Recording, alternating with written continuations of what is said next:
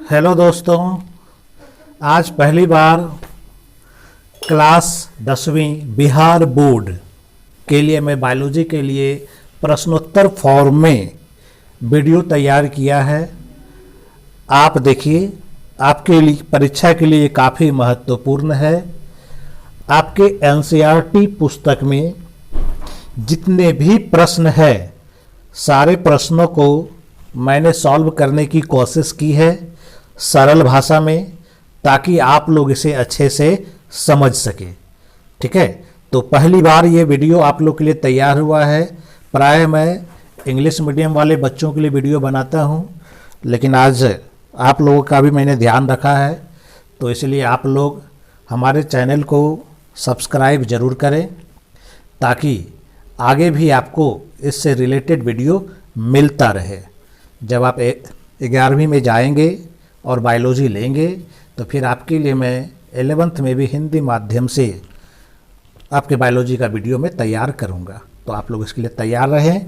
फिलहाल ये देखें, और आपको इसमें किसी को नोट्स की आवश्यकता हो, कहीं कोई डाउट हो, कुछ भी पूछना हो, तो आप लोग कमेंट बॉक्स में कमेंट ज़रूर करें। तो चलिए देखते हैं।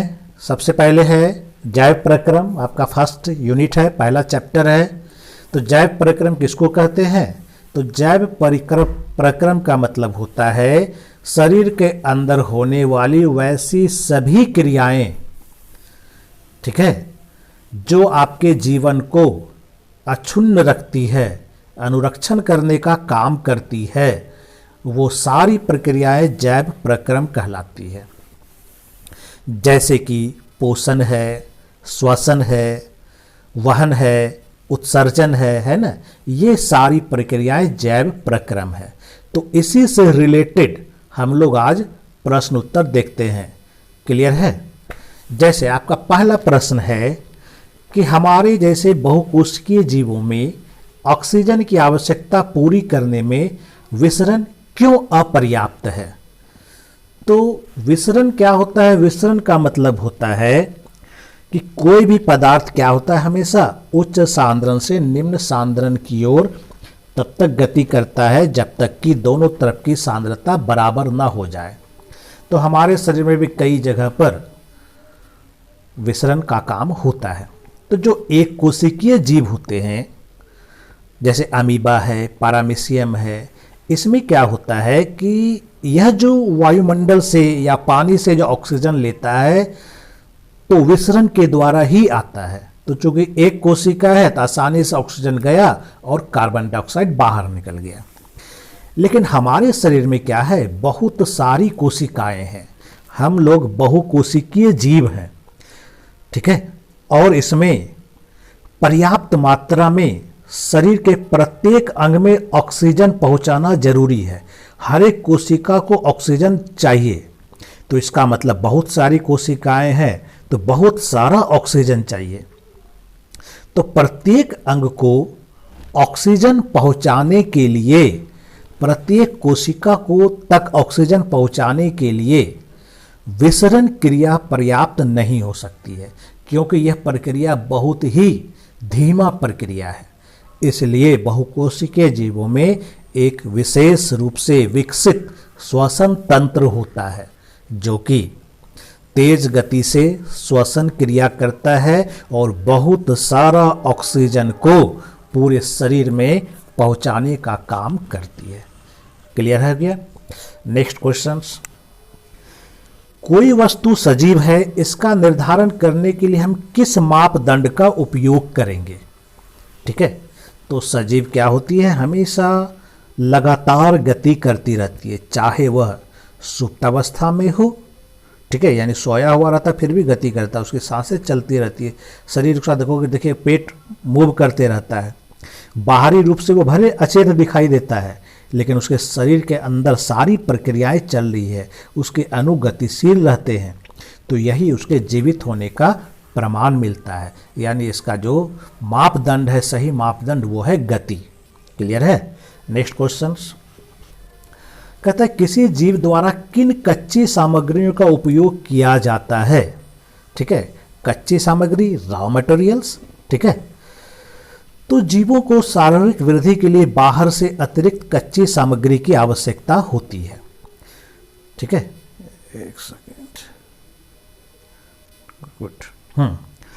जीवों को शारीरिक वृद्धि के लिए बाहर से अतिरिक्त कच्ची सामग्री की आवश्यकता होती है। पृथ्वी पर जीवन जो होता है वो कार्बन अणुओं पर आधारित होता है, इसलिए जितने भी खाद्य पदार्थ है सब कार्बन पर ही निर्भर है। यानी हमारा भोजन जो है एक प्रकार से कार्बनिक यौगिक का ही एक रूप है। इसमें ऑक्सीजन और कार्बन डाइऑक्साइड का आदान प्रदान प्रमुख है। इसके अलावे जल है, खनिज लवण है, यह भी कच्ची सामग्री के रूप में होता है। यानी पेड़ पौधा अगर हम देखें वह अकार्बनिक पदार्थ के रूप में कार्बन डाइऑक्साइड, ऑक्सीजन, जल, खनिज लवण ये सब लेता है। हम लोग भी लेते हैं, ठीक है, हम लोग भी जल का उपयोग करते हैं, ऑक्सीजन का उपयोग करते हैं, कई प्रकार के मिनरल्स का भी यूज करते हैं। और जो कार्बनिक भोज्य पदार्थ लेते हैं वह भी अंदर में टूट करके वही अकार्बनिक यौगिकों को मुक्त करता है। तो ये सब हमारा कच्ची सामग्री का उपयोग हुआ, तो चाहे स्वपोषी रहे या परपोषी रहे। नेक्स्ट क्वेश्चन, जीवन के अनुरक्षण के लिए आप किन प्रक्रमों को आवश्यक मानेंगे? तो ये वही जैविक प्रक्रम हो गया। ठीक है, कौन सा जैविक प्रक्रम? पोषण, गति, श्वसन, वृद्धि, उत्सर्जन, ये सब जैविक प्रक्रम है जिसके द्वारा जीवन का अनुरक्षण होता है। अगला क्वेश्चन है, स्वयंपोषी पोषण तथा विषमपोषी पोषण में क्या अंतर है? तो स्वयंपोषी यानी स्वपोषी ऑटोट्रॉपिक न्यूट्रिशन, तो यह एक प्रकार का ऐसा पोषण है जिसमें जीवधारी क्या करता है, सरल अकार्बनिक पदार्थों से कार्बनिक पदार्थ युक्त भोजन का निर्माण करते हैं। ठीक है, और इस प्रकार का पोषण हरे पौधे और कुछ स्वपोषी जीवाणु ही कर पाते हैं। जबकि विषमपोषी पोषण में क्या होता है, जीव अपना भोजन अन्य स्रोतों से प्राप्त करता है। इसमें सरल अकार्बनिक पदार्थों से भोजन बनाने की क्षमता नहीं होती है। यह प्राय अपना भोजन पादप स्रोत से प्राप्त करता है अथवा प्राणी स्रोत से भी करता है। जैसे मनुष्य है, सभी जानवर है, कवक है, ये सारे क्या है, परपोषी जीव हैं, ये सब परपोषण करते हैं। नेक्स्ट क्वेश्चन, अब एक प्रकाश संश्लेषण के लिए आवश्यक कच्ची सामग्री पौधा कहाँ से प्राप्त करता है? आप लोग जानते हैं प्रकाश संश्लेषण के लिए जो आवश्यक कच्ची सामग्री है वो जल है, कार्बन डाइऑक्साइड है, क्लोरोफिल है, सूर्य का प्रकाश है। ये मुख्य रूप से इसके लिए आवश्यक सामग्री है। तो जल को वह कहाँ से प्राप्त करता है? तो जल को यह क्या करता है, भूमि से प्राप्त करती है। ठीक है, जल को कहाँ से प्राप्त करती है? यह भूमि से प्राप्त करती है। ठीक है, जो कि भूमि से जड़ में आता है, जड़ से जाइलम नली के द्वारा पत्ती तक पहुँचती है। कार्बन डाइऑक्साइड है, ये कहाँ से आता है? तो ये वायुमंडल से आएगा। इसके लिए पत्ती की सतह पर छोटा छोटा छिद्र होता है जिसको हम लोग कहते हैं रंध्र। इसी रंध्र के द्वारा कार्बन डाइऑक्साइड पत्ती के अंदर पहुंचता है। फिर है क्लोरोफिल, तो क्लोरोफिल के लिए हरे पत्तों में क्लोरोप्लास्ट नामक कोशिकांग होता है जिसमें कि क्लोरोफिल होता है। और सूर्य का प्रकाश तो आसानी से दिन के समय में मिल जाता है। तो ये चारों आवश्यक कच्चे सामग्री हो गया और कहाँ से प्राप्त होता है। अगला क्वेश्चन, हमारे आमाशय में अम्ल की भूमिका क्या है? ठीक है, तो हमारे आमाशय में एक अम्ल निकलता है हाइड्रोक्लोरिक अम्ल, जिसका पीएच लगभग 1.5 है, यानी कि यह प्रबल अम्ल है। तो यह कर क्या सकता है? तो यह सबसे बड़ा काम यह करता है कि यह आमाशय में अम्लीय माध्यम का निर्माण करता है और इसी माध्यम में पेप्सिन एंजाइम सक्रिय होकर के काम करता है। इसके अलावे HCl जो है हमारे भोजन में जो उपस्थित रोगाणु होते हैं उसको भी यह नष्ट करता है और भोजन को यह सॉफ्ट करने में भी मदद करता है, मुलायम बनाता है। तो ये है अम्ल की भूमिका। इंपॉर्टेंट क्वेश्चन है।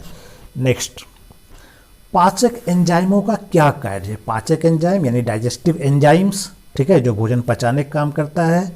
तो पाचक एंजाइम मुख्य रूप से क्या करता है, जटिल भोज्य पदार्थ को सरल और सूक्ष्म लाभदायक पदार्थ में बदल देता है। जैसे कि कार्बोहाइड्रेट है तो उसको जो है ये पचा करके ग्लूकोज, फ्रुक्टोज, गैलेक्टोज में बदल देता है। ठीक है, प्रोटीन है तो उसको एमिनो एसिड में बदल देता है। ठीक है, क्लियर है। उसी तरह से वसा है तो उसको वसा अम्ल और ग्लिसरॉल में बदल देता है, जिसका कि छोटी आंत में आसानी से अवशोषण हो जाता है और कोशिका तक पहुंच जाता है। अगला क्वेश्चन है कि पचे हुए भोजन को अवशोषित करने के लिए क्षुद्रांतरा को कैसे अभिकल्पित किया गया है। तो जो पचा हुआ भोजन होता है वो छोटी आंत में अवशोषित होता है, पता है। ठीक है, जिसमें छोटी आंत का जो भाग है एलियम होता है। तो यहाँ पे हिंदी में शुद्ध नाम है क्षुद्रांत। ठीक है, और अंग्रेजी में कहते हैं एलियम, तो आप लोग एलियम भी याद रख सकते हैं। तो एलियम में ही अवशोषित होता है। तो एलियम में क्या होता है कि उसकी दीवार पर हजारों सूक्ष्म उंगली नुमा संरचना होता है जिसको विलाई कहते हैं। ठीक है, यह विलाई क्या करता है, अवशोषण के लिए, भोज्य पदार्थों के अवशोषण के लिए सतही क्षेत्रफल को बढ़ा देता है। क्षेत्रफल बढ़ेगा तो भोज्य पदार्थों का अवशोषण बढ़ेगा। ठीक है, और चूंकि इस विलाई से रक्त वाहिकाएं भी संबंधित होती है, इसलिए जो पचा हुआ भोजन है वो रक्त के माध्यम से शरीर के हर एक भाग तक पहुंच जाता है। नेक्स्ट क्वेश्चन, श्वसन के लिए ऑक्सीजन प्राप्त करने की दिशा में एक जलीय जीव की अपेक्षा स्थलीय जीव किस प्रकार लाभप्रद है। यानी पानी में जो रहने वाले जीव होते हैं, ठीक है, क्या वह स्थलीय जीव से ज़्यादा लाभप्रद है। तो देखते हैं, वातावरण में क्या होता है कि ऑक्सीजन की पर्याप्त मात्रा पाई जाती है जो स्थलीय जीवों द्वारा आसानी से ली जाएगी, क्योंकि वायुमंडल में है तो जमीन पर रहने वाले जीव जंतु आसानी से ले सकते हैं। लेकिन जो जीव पानी में रहते हैं वह इस वायुमंडलीय ऑक्सीजन का उपयोग नहीं कर सकते हैं। उसको पानी में जो घुला हुआ ऑक्सीजन है जिसकी मात्रा काफ़ी कम होती है, ठीक है, उसी ऑक्सीजन पर इसको डिपेंड रहना पड़ता है। इसलिए जलीय जीव क्या करता है, इस जल मिले हुए ऑक्सीजन को लेने के लिए काफ़ी तेज गति से सांस लेते हैं और संघर्ष करते हैं। उसको थोड़ा देर के लिए भी प्रॉब्लम होती है, अगर पानी में ऑक्सीजन की कमी होती है तो वह तड़पने लगता है। ठीक है, तो स्थलीय जीवों को ज़्यादा फायदा है, जलीय जीवों को संघर्ष करना पड़ता है। क्लियर है। नेक्स्ट, अब ग्लूकोज के ऑक्सीकरण से भिन्न जीवों में ऊर्जा प्राप्त करने के विभिन्न पथ क्या है। तो चूंकि आप लोग जानते हैं, हम लोग जो भोजन करते हैं, भोजन पचने के बाद ये ग्लूकोज पहुंच जाता है कोशिका में, और कोशिका में जब भोजन पहुंच जाता है यानी ग्लूकोज पहुंच जाता है तो हम जो श्वास के रूप में ऑक्सीजन लेते हैं, यह ऑक्सीजन भी वहां पहुंच करके उस भोजन के अणु को तोड़ता है, जिससे कि हमें ऊर्जा मिलती है, यानी ग्लूकोज का ऑक्सीकरण होता है। क्लियर है। तो ग्लूकोज का ऑक्सीकरण ऑक्सीजन की उपस्थिति में भी होता है और उसकी अनुपस्थिति में भी होता है। तो कैसे होता है देखते हैं। ठीक है, तो मांसपेशियों में क्या होता है, ग्लूकोज ऑक्सीजन की पर्याप्त मात्रा में ऑक्सीकृत होकर के ऊर्जा प्रदान करता है, और ऑक्सीजन की कम मात्रा होने पर यह विश्लेषित होता है तथा लैक्टिक अम्ल बनाता है ना। जब आपके शरीर में पर्याप्त मात्रा में ऑक्सीजन होगा तो आपका ग्लूकोज ऑक्सीकृत होकर के ज़्यादा ऊर्जा देगा। ठीक है, क्योंकि आपको पता है कि जब ऑक्सीजन मिलता है तो दो प्रक्रियाएं चलती है, एक ग्लाइकोलाइसिस और एक क्रेब्स चक्र। तो ये दोनों मिलकर के ज़्यादा मात्रा में ऊर्जा मुक्त करती है। जबकि अगर ऑक्सीजन हमारे मांसपेशियों को नहीं मिले तो वहाँ पर सिर्फ ग्लाइकोलाइसिस होता है और उसके बाद क्रेब्स चक्र ना होकर के किण्वन हो जाता है, जिसमें कि लैक्टिक अम्ल बनता है और जो एनर्जी बना था ग्लाइकोलाइसिस में वो भी कंज्यूम हो जाता है, जिसके कारण ठीक है हमारे में थकावट आती है। तो जीवों की कोशिकाओं में जो ग्लूकोज का ऑक्सीकरण होता है उसका दो पथ हो सकता है। जैसे वायवीय श्वसन में अगर हम जाते हैं, ठीक है, वायवीय श्वसन का मतलब क्या हो गया, जिस प्रक्रम में ऑक्सीजन का उपयोग होता है, यानी ऑक्सीजन का जब उपयोग होगा तो ग्लूकोज टूट करके जल और कार्बन डाइऑक्साइड मुक्त करता है और ठीक है एनर्जी मुक्त करती है। तो वायवीय श्वसन में क्या होता है, दो प्रक्रियाएं होती है, एक होता है ग्लाइकोलाइसिस और एक होता है क्रेब्स साइकिल। ठीक है। ग्लाइकोलाइसिस में क्या होता है, ग्लूकोज का एक अणु टूटेगा और पायरुविक अम्ल का 2 अणु बनाएगा। ठीक है। इस क्रम में एटीपी और NADPH2 के रूप में ऊर्जा मुक्त होती है। यह पायरुविक अम्ल फिर क्रेब्स चक्र के लिए माइटोकॉन्ड्रिया में चला जाता है और वहाँ एक साइक्लिक यानी एक चक्रीय प्रक्रिया करता है, जिस दौरान लगभग वहाँ 30 ATP मुक्त होता है। ठीक है, यानी कि 8 ग्लाइकोलाइसिस से और 30 क्रेब्स चक्र से।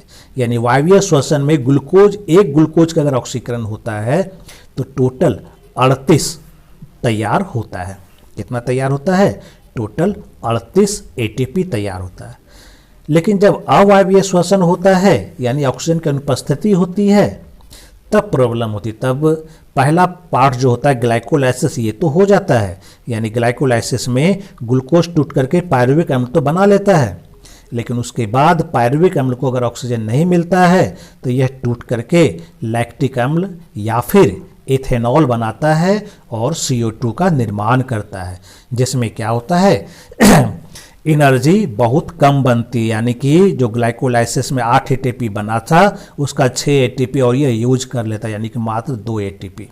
तो इस तरह से हम देखते हैं कि वायवीय श्वसन में क्या होता है, एक ग्लूकोज के ऑक्सीकरण से 38 ATP मिलेगा, जबकि अवायवीय श्वसन में एक ग्लूकोज के ऑक्सीकरण से मात्र 2 ATP मिलेगा। क्लियर है। नेक्स्ट, मनुष्यों में ऑक्सीजन तथा कार्बन डाइऑक्साइड का परिवहन कैसे होता है। तो मनुष्यों में ऑक्सीजन तथा कार्बन डाइऑक्साइड के परिवहन को हम लोग गैसों का परिवहन कहते हैं। ठीक है, यह प्रक्रिया फेफड़ों द्वारा संपन्न की जाती है। फेफड़ों में सांस के द्वारा पहुंची हुई वायु में से जो भी हम सांस लेते हैं इसमें से सभी गैस पहुंचती है, ऑक्सीजन, कार्बन डाइऑक्साइड, नाइट्रोजन सब पहुंचती है। लेकिन फेफड़ा में क्या होता है, जो एल्वियोली होता है, जो कुप्पिका होता है, उसके चारों ओर रक्त नलिकाओं का जाल होता है। इसमें मौजूद RBC में मौजूद जो हीमोग्लोबिन होता है, यह हीमोग्लोबिन क्या करता है, उस पूरे गैस में से ऑक्सीजन को ग्रहण करके शरीर की सभी कोशिकाओं तक पहुंचा देती है। इस तरह से ऑक्सीजन शरीर के प्रत्येक अंग तक पहुंचता है, यानी ये ऑक्सीजन का संवहन हो गया। यानी ऑक्सीजन का संवहन कहाँ से कहाँ तक हुआ, फेफड़ा से लेकर के शरीर की कोशिका तक। किस रूप में हुआ, तो हीमोग्लोबिन के साथ ऑक्सीजन संयोग करके पहुंचता है, तो एक यौगिक बनता है जिसका नाम है ऑक्सी हीमोग्लोबिन। क्लियर है। ये तो हुआ CO2 का, ऑक्सीजन का ट्रांसपोर्ट। अब क्या होगा, कोशिका के अंदर श्वसन होगा, यानी ऑक्सीजन उस ग्लूकोज को तोड़ेगा तो CO2 बनेगा। यह CO2 क्या होगा, उस कोशिका से निकल करके अलग अलग रूप में, ठीक है, कार्बोनिक एसिड के रूप में, कार्बामिना कंपाउंड के रूप में, ठीक है, बाइकार्बोनेट के रूप में एल्वियोली के पास आता है और यहाँ पर टूट करके कार्बन डाइऑक्साइड बनाता है जो सांस के द्वारा बाहर कर दिया जाता है। तो इस तरह से शरीर में ऑक्सीजन और कार्बन डाइऑक्साइड का परिवहन होता है। नेक्स्ट, गैसों के विनिमय के लिए मानव फुफ्फुस में अधिकतम क्षेत्रफल को कैसे अभिकल्पित किया गया है। तो मानव का फुफ्फुस जो होता है यानी कि लंग्स, फेफड़ा जिसको कहते हैं, ये छोटी छोटी नलियों में बटा होता है और हर एक नलिकाओं के बाद अंत में एक कुप्पिकाएँ होती है जिसको हम लोग अंग्रेजी में एल्वियोली कहते हैं। ये छोटा छोटा गुब्बारे के समान संरचनाएं होती है। ठीक है, तो यह जो कुप्पिका होती है यही गैस के परिवहन को सरल बनाती है, क्योंकि यह एक विशाल क्षेत्र बनाती है। ठीक है, इतना ये क्षेत्र बनाती है कि यह मैक्सिमम, अधिकतम गैसों का यह विनिमय कर लेती है। ठीक है, तो इसी कुप्पिका के पास ऑक्सीजन और कार्बन डाइऑक्साइड गैस का विनिमय होता है, क्योंकि कुप्पिकाओं की संख्या लाखों में होती है। ठीक है, तो लाखों में, तो इसका मतलब है कि बहुत सारा गैस का यह विनिमय कर सकता है और यह विनिमय जो है हमारे शरीर के लिए जरूरी है। नेक्स्ट, मानव में वहन तंत्र के घटक कौन कौन से, इन घटक के क्या कार्य है। तो मानव में वहन तंत्र के प्रमुख घटक हैं हृदय यानी हार्ट, रुधिर यानी कि ब्लड, और रुधिर वाहिका यानी कि ब्लड वेसल्स। तो यानी कि हमारे संवहन तंत्र के 3 भाग हो जाते हैं, हृदय हो गया, ब्लड हो गया यानी रक्त हो गया, और रक्त वाहिकाएँ हो गए। हृदय क्या है? तो हृदय एक पंप की तरह काम करती है जो रक्त को शरीर के विभिन्न अंगों में भेजती है और फिर वापस प्राप्त करती है। रक्त के बारे में देखें तो रक्त 3 प्रकार के होते हैं, इसमें 3 प्रकार के कण होते हैं, ठीक है। और इसका तरल वाला भाग प्लाज्मा कहलाता है। तो रक्त में आरबीसी, डब्ल्यूबीसी और प्लेटलेट्स होता है। क्लियर है? तो यह रक्त क्या करती है? तो यह रक्त भोजन, गैसेस, जल, अन्य पदार्थ है, उत्सर्जित पदार्थ है, हार्मोन्स, एंजाइम्स, यह सब का वहन करती है, ठीक है। क्लियर है? और जबकि रुधिर वाहिकाएँ यह 2 प्रकार की होती है, एक धमनी होती है और एक शिरा होती है। तो धमनी क्या करती है? धमनी से शुद्ध रक्त प्रवाहित होता है। यह हृदय से शरीर के पूरे भागों में रक्त का प्रवाह करती है, जबकि शिरा में अशुद्ध रक्त बहता है। अशुद्ध रक्त का मतलब है ऑक्सीजन रहित रक्त, ठीक है। अशुद्ध का मतलब होता है ऑक्सीजन युक्त रक्त। तो धमनी में ऑक्सीजन युक्त रक्त प्रवाहित होता है, जबकि शिरा में ऑक्सीजन रहित रक्त प्रवाहित होता है। नेक्स्ट, स्तनधारी तथा पक्षियों में ऑक्सीजनित तथा विऑक्सीजनित रुधिर को अलग करना क्यों आवश्यक है? यानी अगर हम लोग स्तनधारी को देखें, जिसमें हम लोग आते हैं, गाय, भैंस, कुत्ता, गधा आता है, और पक्षी, इस दोनों में अगर आप देखेंगे तो हमारे हृदय में, ठीक है, या इस पक्षियों के हृदय में जो रक्त हृदय बना होता है, इस तरह से ये बना होता है कि आधे हृदय में ऑक्सीजन वाला रक्त है और आधे हृदय में बिना ऑक्सीजन वाला रक्त है। यह दोनों अलग अलग है। जबकि इससे निम्न प्राणी में, जैसे एम्फीबिया में है, रेप्टाइल्स में है, यह सब में यह व्यवस्था नहीं है, जबकि यहाँ पर ऐसी व्यवस्था है। तो क्यों? तो स्तनधारी और पक्षियों को अधिक ऊर्जा की आवश्यकता होती है, जो ग्लूकोज के खंडित होने पर प्राप्त होती है। ग्लूकोज के खंडन के लिए ऑक्सीजन की आवश्यकता होती है, ठीक है। और ऑक्सीजन जनित तथा विऑक्सीजन जनित रक्त को अलग करके ही शरीर को इतना ज़्यादा मात्रा में ऊर्जा उपलब्ध कराया जा सकता है। क्लियर है? नेक्स्ट क्वेश्चन, उच्च संगठित पादप में वहन तंत्र के घटक कौन है? तो उच्च में इसमें जो वाहन तंत्र के घटक होते हैं मेनली होता है जाइलम और फ्लोएम होता है। अगला है कि पादप में जल और खनिज लवण का वहन कैसे होता है? तो पादप में जल और खनिज लवण का वहन जाइलम उत्तक के द्वारा होता है, ठीक है, जो कि जड़ से लेकर के पत्ती तक पाया जाता है। तो जड़ की कोशिकाएं क्या होती है? मिट्टी के अंदर होती है और वहीं से वह इसको अवशोषित करती है, ठीक है। यह जड़ और मृदा में जड़ के आयन में एक अंतर उत्पन्न होता है। इसी सांद्रण में अंतर के कारण ही जल गति करते हुए जड़ के जाइलम में पहुंचता है और जल के जो स्तंभ बनता है, पूरे तना में एक लंबाई में एक स्तंभ निर्माण हो जाता है जाइलम का, ठीक है, जिसके कारण इस स्तंभ में पानी लगातार ऊपर की ओर धकेला जाता है, ठीक है। यह दाब जल को ऊपर की तरफ नहीं पहुंचा सकते, इतना इसमें दाब नहीं होता है, लेकिन पत्ती के द्वारा एक दाब लगता है। पत्ती में जब लगातार वाष्पोत्सर्जन होता है, वहाँ से लगातार पानी की हानि होती है, तो क्या होता है? वह एक तनाव बल उत्पन्न करता है पत्ती के द्वारा, ठीक है, जाइलम नली पर, जिसके कारण क्या होता है? उस पानी को ऊपर की ओर खींचा जाता है। यानी कि जल और खनिज लवण का जो वहन होता है वह धकेला नहीं जाता है, एक तरह से खिंचाव बल है, खींचने की क्रिया होती है ऊपर से। इस तरह से जल जब पहुंचता है पत्ती में तो साथ साथ खनिज लवण भी पहुंच जाता है, ठीक है। तो यानी कि वाष्पोत्सर्जन की इसमें मुख्य भूमिका होती है। जल की गति में वाष्पोत्सर्जन के द्वारा जो बल लग रहा है, खिंचाव बल, वही बल जल और खनिज लवण को ऊपर पहुंचा देता है। पादप में भोजन का स्थानांतरण कैसे होता है? तो पत्तियों में भोजन तैयार होता है और यह फ्लोएम के द्वारा, ठीक है, फ्लोएम के द्वारा ही पत्तियों में बना हुआ भोजन पूरे पौधे में स्थानांतरित हो जाता है। तो यहाँ पर फ्लोएम उत्तक इसके लिए जिम्मेदार है, जिसमें मुख्य रूप से सीव ट्यूब और कंपेनियन सेल होता है जो इस काम में मदद करती है। नेक्स्ट, ये है नेफ्रानु की रचना, याद कर लेना इस पिक्चर को बना करके, ठीक है, स्क्रीनशॉट लेकर इसको प्रैक्टिस करना है। जिसका मुख्य काम क्या होता है? यह रक्त को शुद्ध करता है और रक्त में जो अशुद्धियाँ होती है उसको अलग करके मूत्र बनाती है, जिसको क्या होता है? शरीर के बाहर कर दिया जाता है। इसके द्वारा शरीर की गंदगी दूर हो जाती है।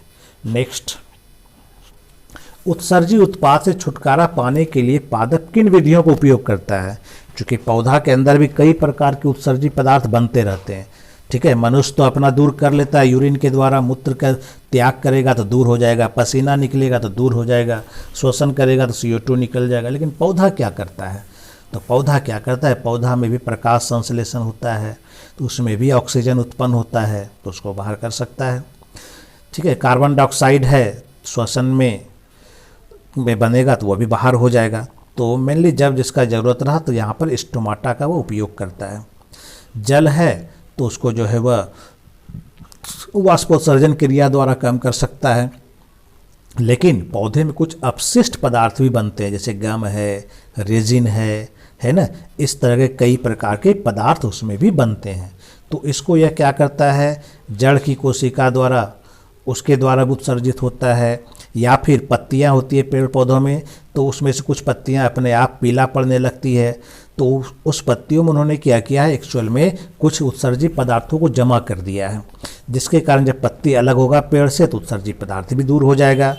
या फिर वृक्ष का छाल होता है, छाल पेड़ों से अलग होते रहता है, तो उस छाल में भी यह क्या करता है, अपने अपशिष्ट पदार्थों को जमा कर देता है, जिससे वो क्या होगा, अलग हो जाता है। नेक्स्ट, मूत्र बनने की मात्रा का नियमन किस प्रकार से होता है? ठीक है, तो ये डिपेंड करता है हमारे शरीर में पानी कितना है। अगर ज़्यादा पानी रहेगा तो ज़्यादा मूत्र बनेगा, कम पानी रहेगा तो कम मूत्र बनेगा। ठीक है, जितना शरीर को पहले ज़रूरत है पानी का उतना रखेगा, बाकी को यह बाहर करेगा। तो इसके लिए कुछ हार्मोन जिम्मेदार होता है।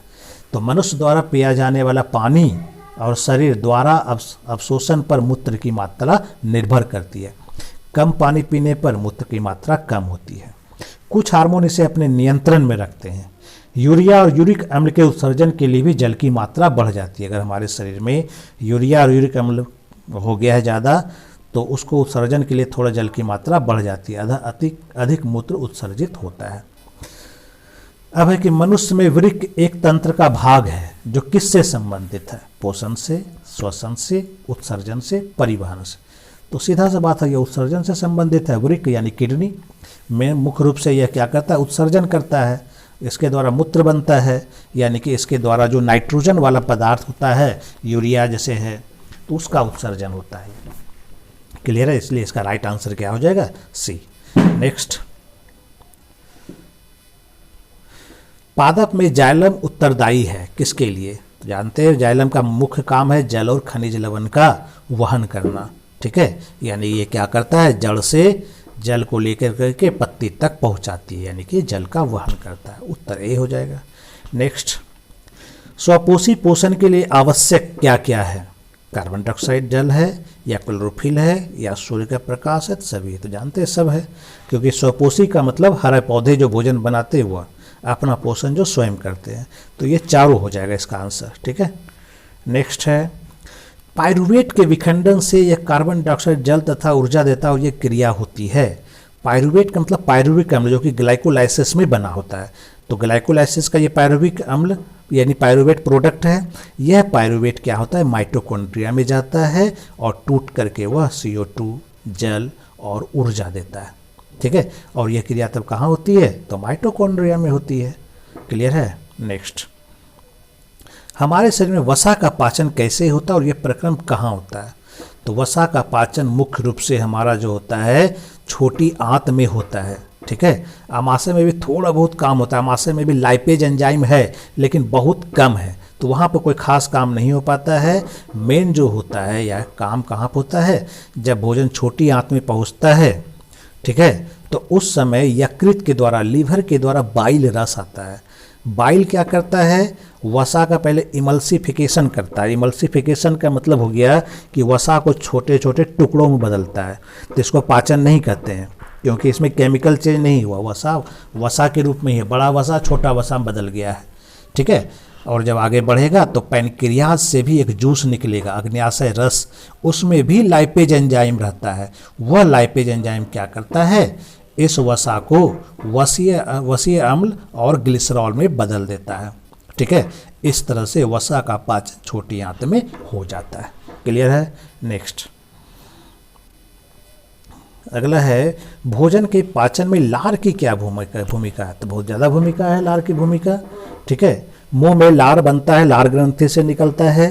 ठीक है, इसमें मुख्य रूप से जो एंजाइम होता है सैलिवरी एमाइलेज होता है। ठीक है, सैलिवरी एमाइलेज एंजाइम होता है। यह मुख्य रूप से क्या करता है, हमारे भोजन में जो स्टार्च मौजूद रहता है उस पर काम करता है और उसको पचाता है, पचा के उसको माल्टोज में बदल देता है। तो स्टार्च जटिल भोज्य पदार्थ है और माल्टोज थोड़ा सा उससे सिंपल है, छोटा है। यानी स्टार्च का परिवर्तन माल्टोज में हो जाता है और माल्टोज का स्वाद थोड़ा सा मीठा होता है।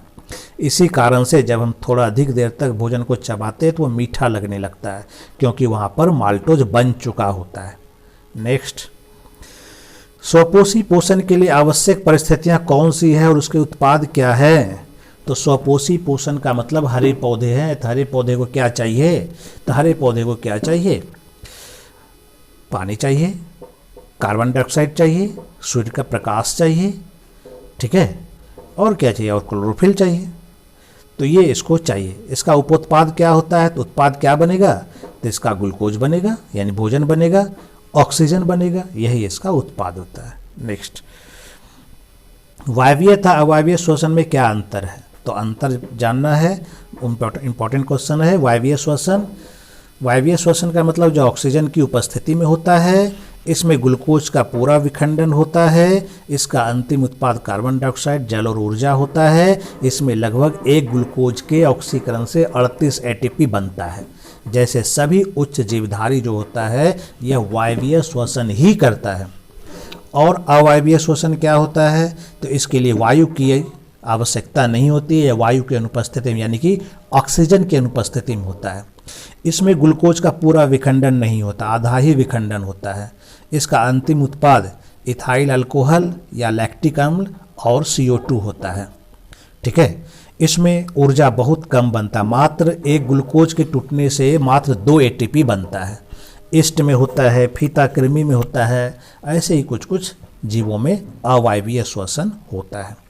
वायवीय श्वसन रहेगा तो उसमें ग्लाइकोलाइसिस की प्रक्रिया होती है और क्रेब्स चक्र की प्रक्रिया होती है, जबकि अवायवीय श्वसन में ग्लाइकोलाइसिस की प्रक्रिया होती है और किण्वन की प्रक्रिया होती है। ये 2 प्रक्रियाएं होती है। ठीक है, वायवीय श्वसन के लिए कोशिका द्रव और माइटोकॉन्ड्रिया 2 अंग उपयोग हो रहा है, जबकि अवायवीय श्वसन के लिए सिर्फ और सिर्फ कोशिका द्रव का उपयोग होता है। गैसों का अधिकतम विनिमय के लिए किस प्रकार अभिकल्पित है। तो गैसों का अधिकतम विनिमय के लिए फेफड़े के अंदर जो कुपिकाएँ होती है तो वो गुब्बारे नुमा आकार बना लेती है और बहुत सारा बनाती है, लाखों की संख्या में होती है, जिसके कारण ये क्या होता है, सतही क्षेत्रफल काफ़ी ज़्यादा बढ़ जाता है, जिससे गैस विनिमय आसानी से हो पाता है और अधिक मात्रा में गैस का विनिमय होता है। नेक्स्ट, हमारे शरीर में हीमोग्लोबिन की कमी के क्या परिणाम हो सकते हैं। अगर हीमोग्लोबिन कम होगा तो जैसे आप लोग पढ़े अभी गैस संवहन में, हीमोग्लोबिन क्या करता है, मेनली ऑक्सीजन का वहन करता है। यही हीमोग्लोबिन क्या करता है, फेफड़ा से ऑक्सीजन को लेकर के कोशिका तक पहुंचाती है। अब अगर हीमोग्लोबिन ही कम है तब क्या होगा, हीमोग्लोबिन कम रहेगा तो यह क्या हो सकता है कि ऑक्सीजन का वहन ही नहीं हो पाएगा, और ऑक्सीजन जब कोशिका में नहीं जाएगा तो वहाँ पर भोजन का ऑक्सीकरण ही नहीं हो पाएगा, जिससे ऊर्जा में कमी आती है और थकावट उत्पन्न होती है। तो इसकी कमी से व्यक्ति एनीमिया रोग से पीड़ित हो जाता है। मनुष्य में दोहरा परिसंचरण की व्याख्या कीजिए, यह क्यों आवश्यक है। तो मनुष्य में, पक्षियों में, स्तनधारियों में, यह सब में क्या होता है, दोहरा परिसंचरण होता है, यानी रक्त 2 बार संचरित होता है।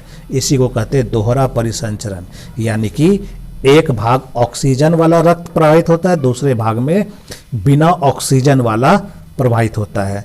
ठीक है, और ऐसा इसलिए ज़रूरी है ताकि ये दोनों रक्त आपस में मिले नहीं।